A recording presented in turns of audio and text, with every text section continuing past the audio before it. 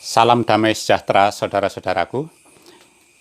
Kita mungkin pernah baca sejarah peristiwa Hiroshima Nagasaki waktu dibom, bagaimana korban mereka. Kalau kita ingin tahu, tentunya kita tidak cukup dengan belajar sejarahnya saja atau bagaimana kata orang, namun perlu lebih detail, yaitu ke masyarakat sana, ke Jepang sana, karena mereka yang mengalaminya waktu Perang Dunia Kedua itu peristiwa besar yang terjadi.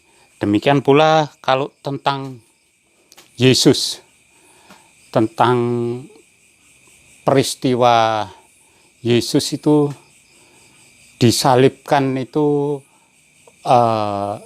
terjadinya di mana?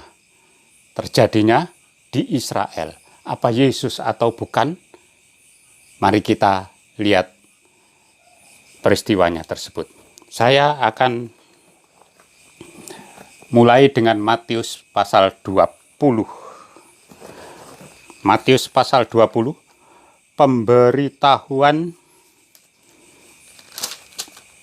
pemberitahuan ketiga tentang penderitaan Yesus.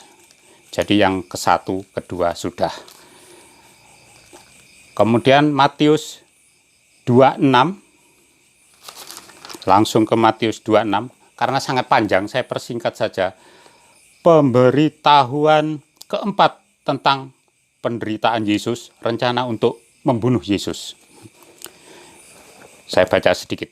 Setelah Yesus selesai dengan segala pengajarannya itu, berkatalah ia kepada murid-muridnya, kamu tahu bahwa 2 hari lagi akan dirayakan Paskah, maka anak manusia akan diserahkan untuk disalibkan. Pemberitahuan keempat itu ya, ada murid-muridnya. Kemudian semua juga termasuk yang akan berkhianat itu, Yudas ya. Saya baca ayat 14. Kemudian pergilah seorang dari ke-12 murid itu yang bernama Yudas Iskariot kepada imam-imam kepala. Ia berkata, apa yang hendak kamu berikan kepadaku supaya aku menyerahkan dia kepada kamu? Mereka membayar 30 uang perak kepadanya. Dan mulai saat itu ia mencari kesempatan yang baik untuk menyerahkan Yesus. Nah, itulah salah satu di antara 12 murid Yesus yang berkhianat, yang bernama Yudas itu. Lanjut ke tetap pasal 26 ayat yang ke-47. Yesus ditangkap. Waktu Yesus masih berbicara, datanglah Yudas, salah seorang dari ke-12 murid itu, dan bersama-sama dia serombongan besar orang yang membawa pedang dan pentung, disuruh oleh imam-imam kepala dan tua-tua bangsa Yahudi.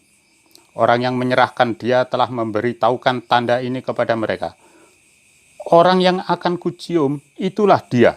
Tangkaplah dia.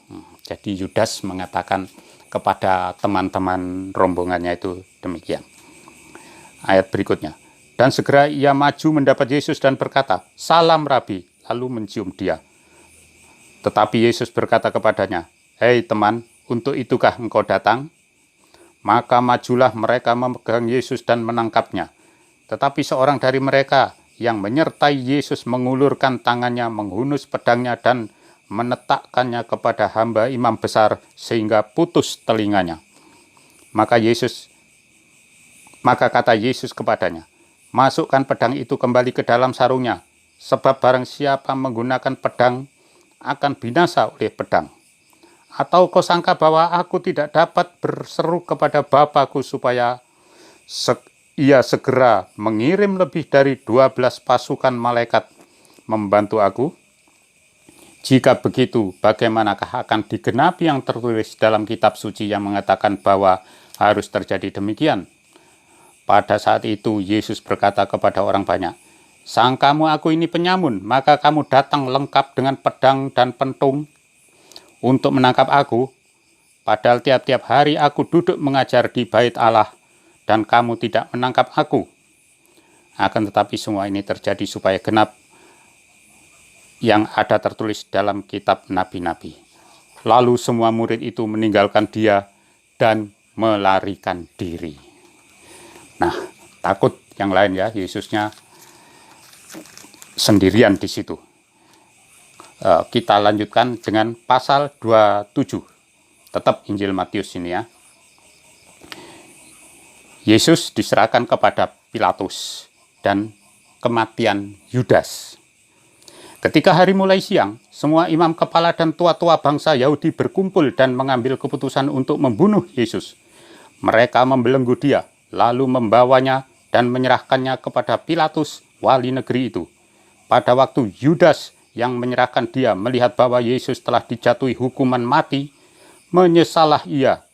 Lalu ia mengembalikan uang 30 perak itu kepada imam-imam kepala dan tua-tua dan berkata, "Aku telah berdosa karena menyerahkan darah orang yang tak bersalah."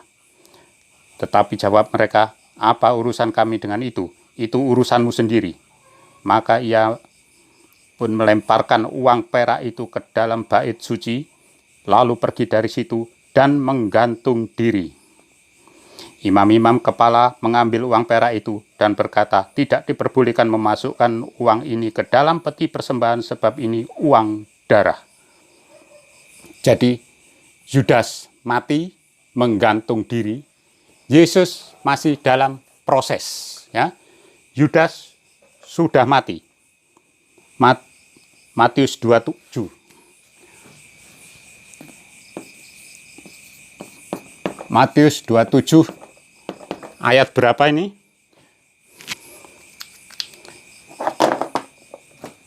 Yudas sudah mati duluan ya. Yudas sudah mati duluan.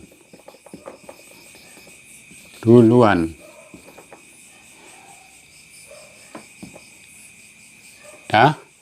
Yesus masih dalam proses ya.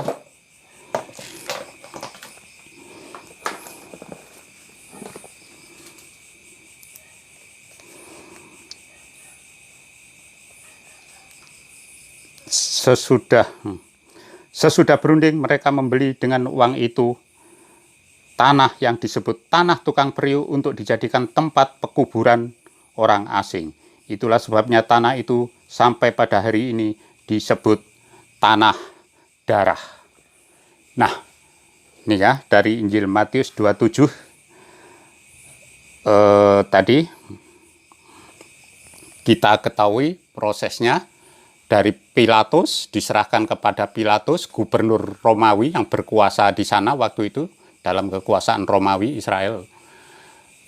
Yudasnya sudah mati. Yesusnya masih proses, masih belum dijatuhi hukuman, belum disalibkan. Ya. Kita lihat saja selanjutnya.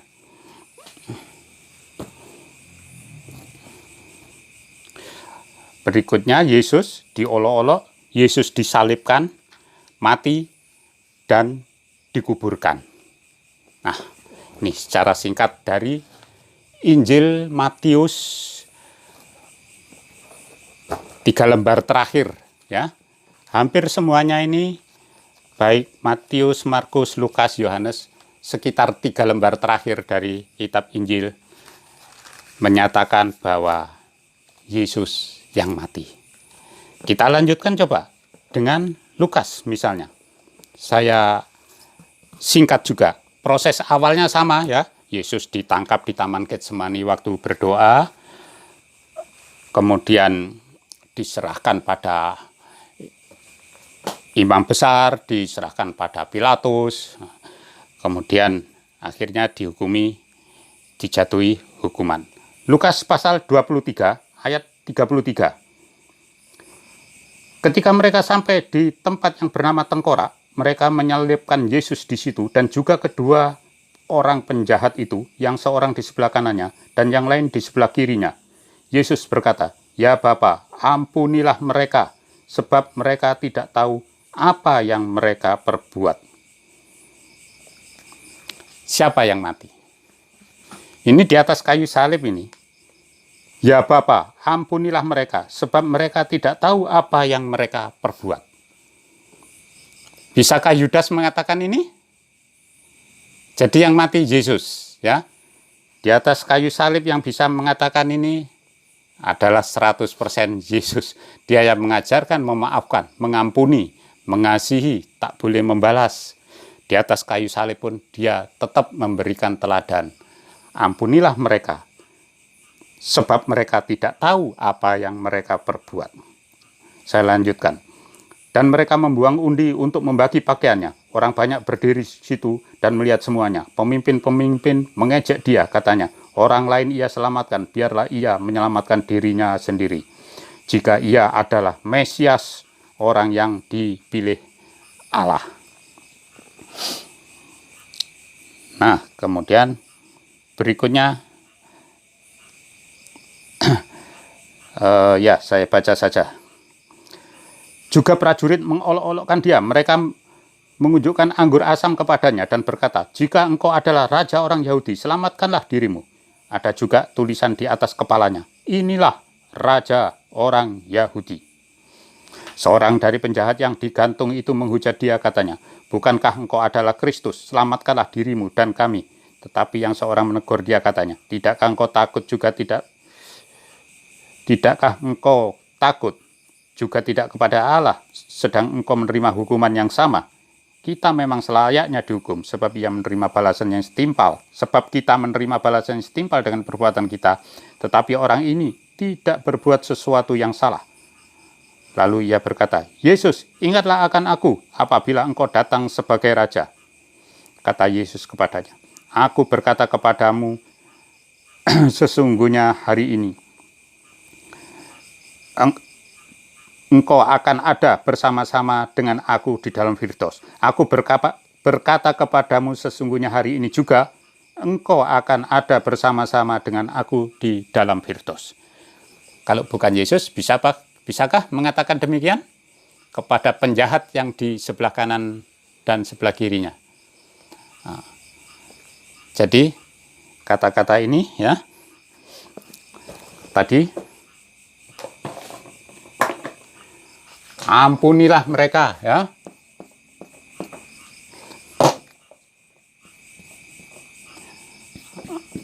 Ampunilah mereka,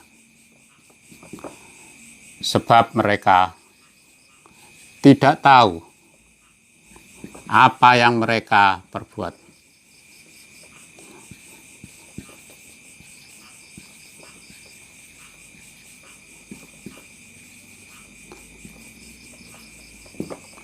Ya. Kemudian hari ini juga aku berkata kepadamu, kamu bersama-sama aku di sorga. Kamu bersama aku di sorga.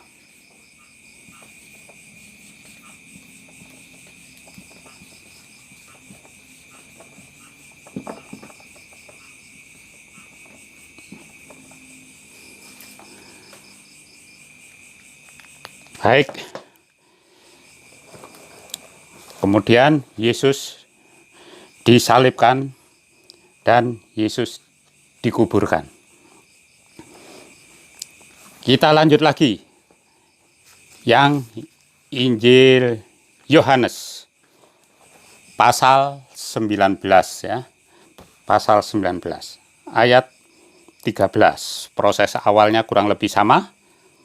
Ketika Pilatus mendengar perkataan itu, ia menyuruh membawa Yesus keluar dan ia duduk di kursi pengadilan di tempat yang bernama Litos Trotos, dalam bahasa Ibrani Gabata. Hari itu ialah hari persiapan Paskah, kira-kira jam 12. Kata Pilatus kepada orang-orang Yahudi, inilah rajamu. Maka berteriaklah mereka, enyahkan dia, salibkan dia. Kata Pilatus kepada mereka, haruskah aku menyalibkan rajamu? Jawab imam-imam kepala, kami tidak mempunyai raja selain daripada Kaisar. Akhirnya Pilatus menyerahkan Yesus kepada mereka untuk disalibkan.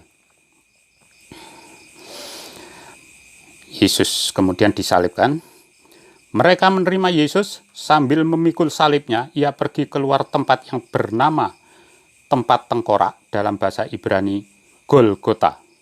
Dan di situ ia disalibkan mereka, dan bersama-sama dengan dia disalibkan juga dua orang lain sebelah menyebelah, Yesus di tengah-tengah. Jadi ya dua penjahat tadi ya, kalau dalam Injil yang sebelumnya tadi. Dan Pilatus menyuruh memasang juga tulisan di atas kayu salib, itu bunyinya, Yesus orang Nazaret, Raja orang Yahudi. Banyak orang Yahudi yang membaca tulisan itu sebab tempat di mana Yesus disalibkan letaknya dekat kota. Dan kata-kata itu tertulis dalam bahasa Ibrani, bahasa Latin, dan bahasa Yunani.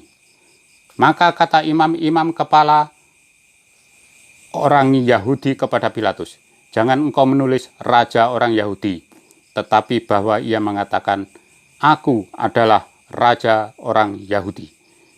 Jawab Pilatus, apa yang kutulis tetap tertulis.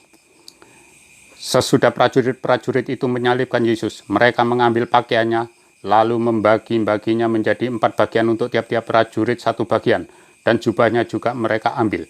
Jubah itu tidak berjahit, dari atas ke bawah hanya 1 tenunan saja.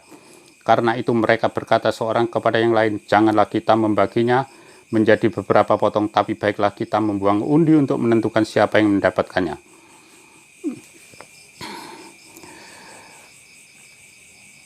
Demikianlah hendaknya supaya genap apa yang ada tertulis dalam kitab suci. Mereka membagi-bagi pakaianku di antara mereka, dan mereka membuang undi atas jubahku.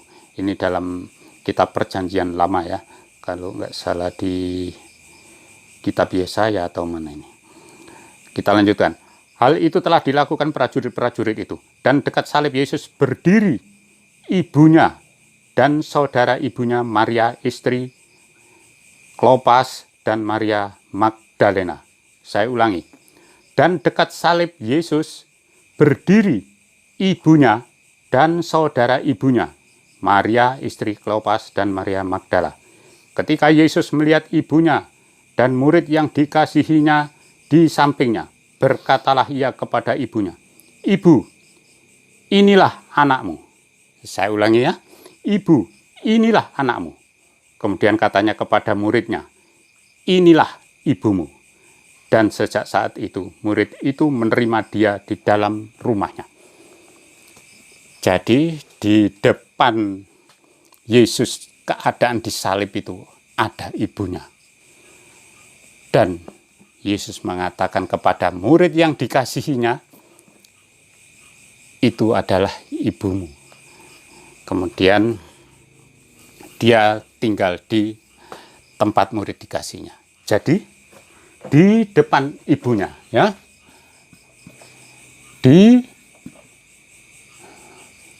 Yesus di depan ibunya. Yesus disalib di depan ibunya. Ya.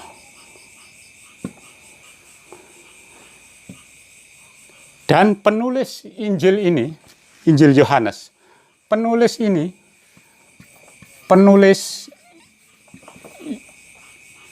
adalah murid Yesus.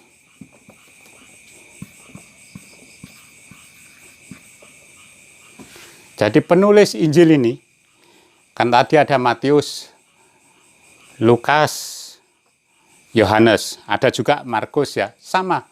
Semua mengatakan yang mati adalah Yesus.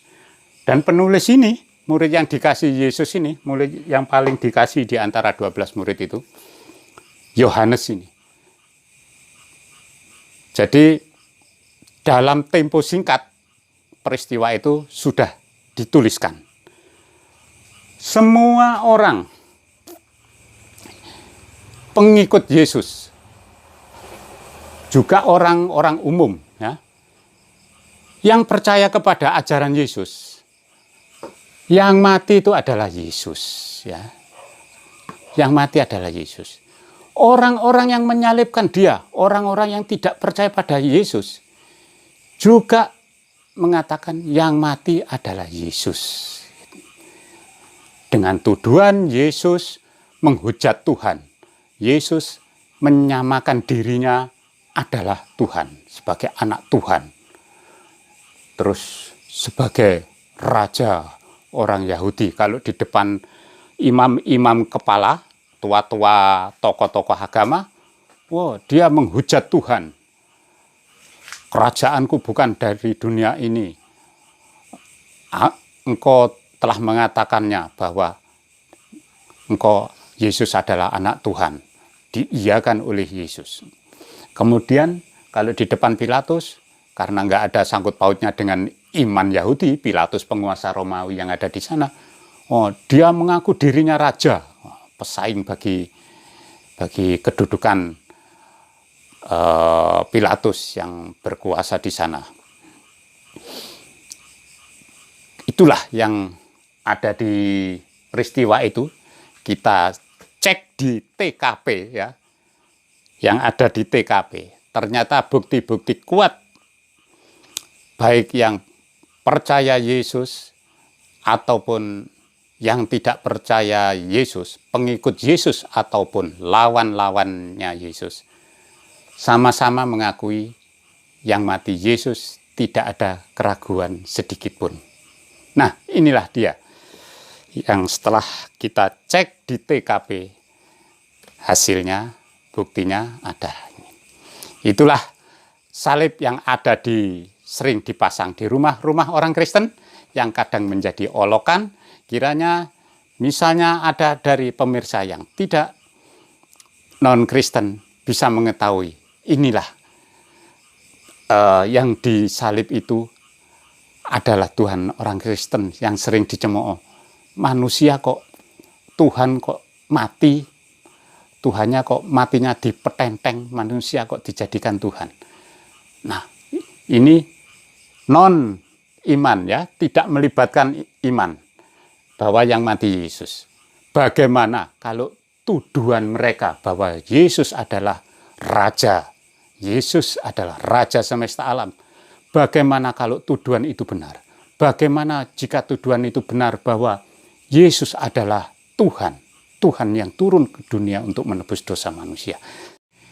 Itulah tadi kita bisa membayangkan dari apa yang tertulis dalam kitab suci Injil, peristiwa yang terjadi di Bukit Golgota, dekat Yerusalem sana. Peristiwa tersebut di depan umum, ya.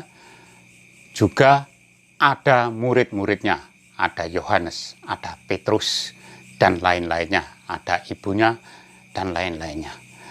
Hal ini adalah merupakan pusat dari iman Kristen, yaitu penebusan dosa.